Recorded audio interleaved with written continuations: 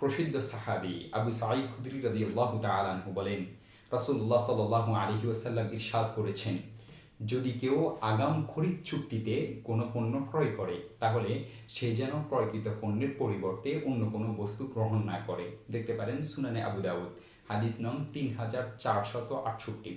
বিশিষ্ট সাহাবী আব্দুল্লাহ ইবনে ওমর রাদিয়াল্লাহু তাআলা আনহুমা বলেন, যদি আগাম চুক্তিতে কোনো বস্তু ক্রয় করো তাহলে ক্রয়কৃত বস্তুটি গ্রহণ করো, অথবা ওই বস্তু দিতে সক্ষম না হলে যে পরিমাণ অর্থ দিয়েছিলে তা নিয়ে নাও।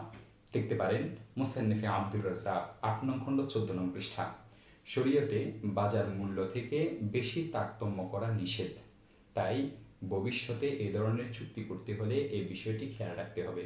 দেখতে পারেন সুনানে আবু দাউদ, হাদিস নং 3468, মুসান্নিফে আব্দুর রাজ্জাক ৮ নং খণ্ড ১৪ নং পৃষ্ঠা, ফাতাওয়ায়ে খানিয়া ২ নং খণ্ড ১১৯ নং পৃষ্ঠা, আদ-দুরুল মুখতার ৫ নং খণ্ড ২১৮ নং পৃষ্ঠা এবং ২১৯ নং পৃষ্ঠা।